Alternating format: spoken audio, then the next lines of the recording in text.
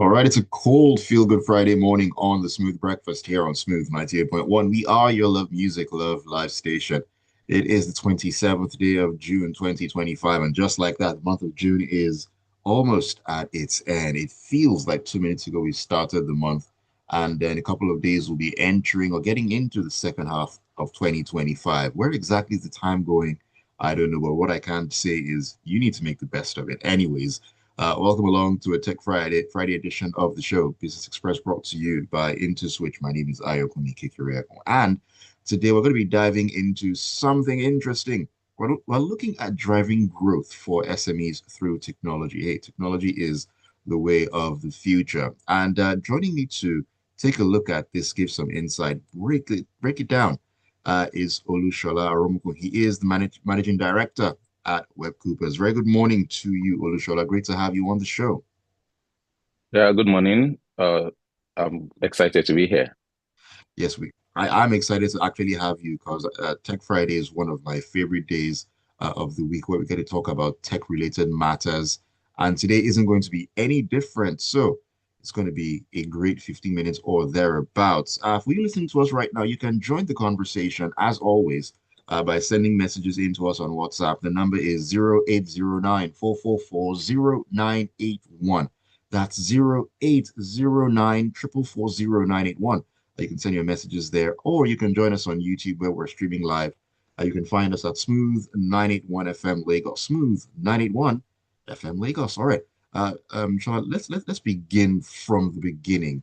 Talking about Web Coopers, what exactly does the company do? I'm really curious.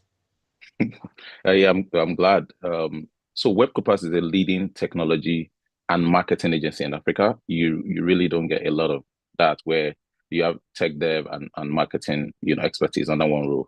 So our core mission is to help forward-thinking brands drive growth and innovation.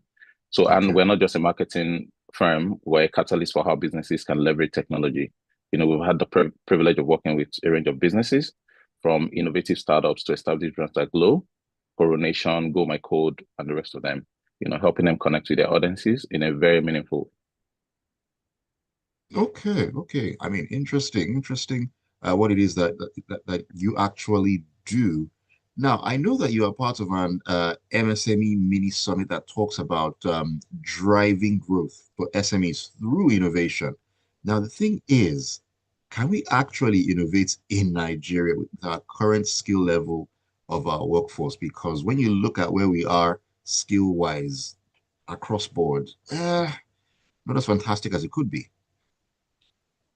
Yeah, well, I think the short answer is yes, absolutely. Innovation is already happening, but we need to be strategic to unlock its full potential. When you think about it, Nigeria is a hotbed of creativity and entrepreneurial spirits. Just we're in Lagos, so I don't even need to say that the energy is permeating off the street. We have Right. a growing number of innovation hubs like CC Hub that are nurturing world-class startups, but we have to be honest about the digital skills gap. In the past, Google, which had about 6 to 8 years commitment to this, and Meta invested heavily to bridge the digital skills gap in Nigeria. Reports suggest this gap could cost our economy significantly in lost growth Mm. opportunities.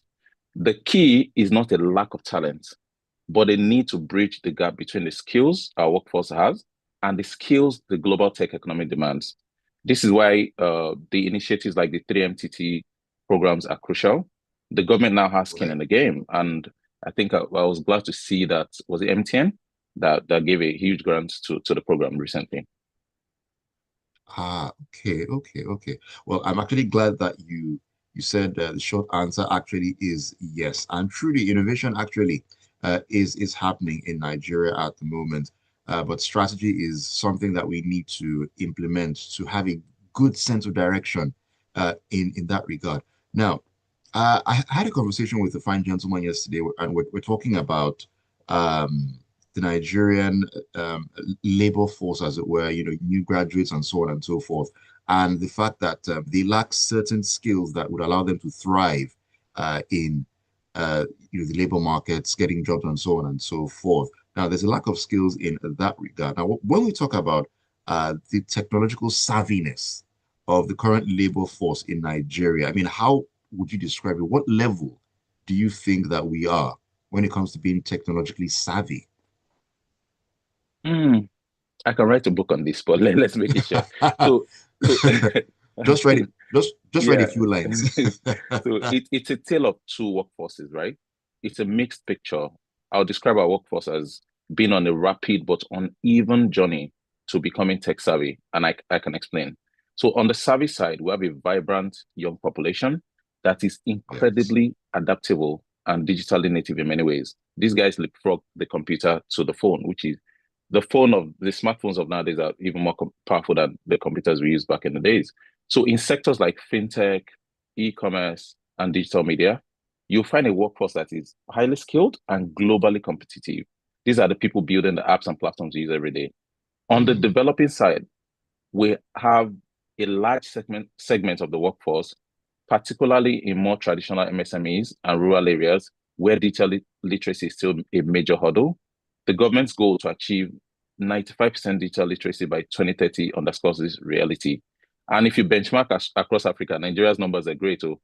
But the opportunity is that there's a huge appetite for digital skills. The challenge isn't a lack of willingness, but a lack of access to training and tools.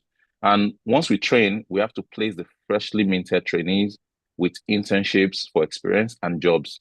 If not, we'll have a broken loop. mm. And a broken loop is definitely going to stop the train of actual development. But I mean, when we talk about access, what would be the next thing if to actually bridge that gap access wise? So, I mean, one of the things I've said is investing in infrastructure, investing in the people, but also matching them, giving them the right environment to be creative and be imaginative, right? Right. So we give them the experience. In some cases where you find technology savvy young people in Nigeria, they don't have the soft skills for the workforce. Exactly. They don't have the, simple things like the etiquette of email, workplace culture, showing up on time, commitment, Mm, and all those kind of things. Those things too have to be baked into the training process. very important. They Yeah. go hand in hand. Okay, let's talk briefly about internet because I know that broadband internet penetration in Nigeria is just under 50% or thereabouts. Now, can MSMEs scale sufficiently without access to the fast side of the internet? How possible is it? Mba. It is it is incredibly difficult, almost impossible. I think quite recently, almost all the telcos increased their data the pricing. So for Yes. most MSMEs to scale effectively in the modern economy without reliable high speed internet, that's is almost like is impossible. MSMEs need fast, reliable, and affordable internet for their operations, for market access, and for innovation. And the economic impact of this is, I mean, the numbers are there. Studies have shown a direct link between an increase in broadband penetration and a boost in GDP. So leaving 50% of the country on the slow side of the internet is a direct break on our economic growth and the potential of our MSMEs. And this is not just an infrastructure issue, it's a fundamental economic one. So that's how we need to think about it, and then we'll make the right choices. When I say we, I mean government, I mean private, however we can bake it, you know. Right, right. I mean, possibilities definitely are there Yeah. in that regard. Okay, switching gears a little bit. I mean, since I have you here, I think it's just best to squeeze as much information from you as I possibly can in the short time that we have. Let's talk about smart scaling. Can you give us a quick breakdown of what that actually is? So smart scaling is not just about getting bigger really quickly. I mean, I understand the startup model, but a startup by its own definition too is to test stuff and break it quickly. But smart scaling isn't that. So it's about getting stronger as you grow. It's strategic, Mm, it's intentional, and sustainable expansion. So think about efficiency, profitability, data-driven decisions, building a solid foundation. The opposite of that is chaotic growth, where you're constantly right. fighting fires, your quality drops, and your team is burnt out. You're micromanaging the entire team, you know. So smart scaling is not just about getting bigger, it's about, considering efficiency against profitability, and of course, making data-driven decisions based on available data that you've been able to gather. Even something as simple as asking your customers how they found you, and those kind of things help you, uh, you know, on your growth journey. So smart scaling is, scaling, getting stronger as you grow. Hmm. Okay, now with that being said, looking at SMEs, MSMEs in Nigeria, what exactly do they need in order to begin to smart scale? To achieve to smart scale, Nigerian MSMEs need a combination of, let's say three things, right? Access to technology, we mentioned this before, and infrastructure. It goes back to the broadband issue. They need affordable, reliable internet, access to modern skills. This is the human element. So surprisingly, we've discussed this before too. Right, You need a right. workforce that is ready, that you can hire from, and you don't need to handle it for too long. So business owners and their employees need training in digital marketing, financial management, data analysis, and customer service, and access to affordable finance. MSMEs need access to capital that allows them to invest in technology and the talent they need to grow sustainably.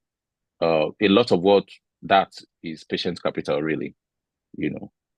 Right, right. I get you. I get what you mean. Okay, now talking about talent, let me take this back to the school level. And I just need to get your honest opinion here on the computer science curriculum in Nigeria today. What exactly is your take on that? And looking at the level of advancement that we have in tech right now, what kind of track are we on in that regard? So I roll my eyes when I hear this on the radio a lot of times, but I'm gonna go there. In the countries that have been able to make this work, where the curriculum is refreshed, there's a handshake between academia and the private sector, that we're Mm, training the pupils for. So while many, and it's broken here, right? So there are a lot of research grants there, and it's not research grants to end up with a white paper. It's research grants for results.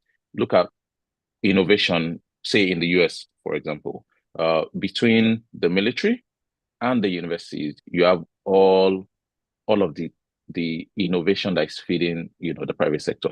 So in Nigeria, while many universities provide a solid theoretical foundation in computer science, yes, granted, you're not just going to school to become a nerd. There are some other skills you're trying to pick up, right? Working with other people, showing up on time, and all those kind of things.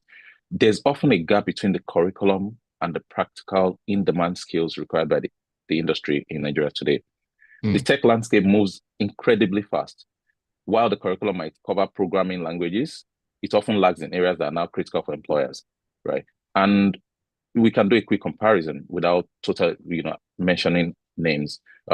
Take Nigerian universities and take all of the startups that have minted and trained engineers that are now doing absolutely and earning crazy money out there and leading teams globally.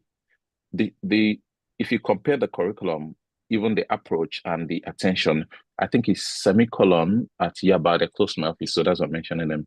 So semicolon does tech training, but if you don't have enough money to come to the program, there's a fund, that is like a loan that you can apply to. I think Andela had okay. the same model, but in their case, I think it is almost the same model, but you have those kind of things. Yes, the government now has what's it called, a loan for students to go to school, but the curriculum itself, right? If you're doing a computer science course, I'm expecting that you are graduating with certain basic qualifications across cloud computing, cybersecurity, AI, ML, Mm, DevOps. You know, you are ready. The other thing might just be integrating into the workforce and giving you those kind of skills. So the way forward, Sha, is universities need to work more closely with tech companies to understand their needs and adapt their curriculums accordingly. mm, Some of the private universities do this a lot, where there are internship gaps. Those gaps, they take it seriously. It's not just, oh, sign your CWAS booklet and bring it back. yeah, There should be a greater yeah. emphasis on, yes, on internships, hands-on projects, and then work-based learning. And wherever they find shining light within, the students, they should spotlight them and make as much noise as possible. Uh, yeah. Mm. Very interesting take on the matter, Shola. And I don't know if that handshake between the schools and the private sector is going to happen anytime soon, but hey, we hold our breath and see how that plays out. All right, we need to call it morning on the show. Before I do, there's a message here on WhatsApp. This is from Gilbert Musa. He's in Festac. He says, Olushola mentioned the consequence of lack of continuity after digital training. To avoid the crack in the learning space, the challenge SMEs face in Nigeria is the ideal environment to increase capacity. Okay, one of the issues that we face in the country at the moment. Thank you for the message, though, Gilbert. Once again, thank you very much, Olushola. We're talking to Olushola Aromokun. He is the managing director at Webcoupers. It's been a pleasure having you on the show this morning. Thank you for having me. All right. Do have yourself a great Friday and a great weekend. And you too. Bye. All right. It's been Business Express this morning, brought to you by InterSwitch. Thank you so much for keeping it tuned. And don't go anywhere. The Smooth Breakfast kicks on. It's a feel-good Friday morning. Got great music lined up to warm you up and get things moving. 7:30, though, we'll take a look at what's going on in the papers on Freshly Pressed. You by InterSwitch. Transaction solutions you can depend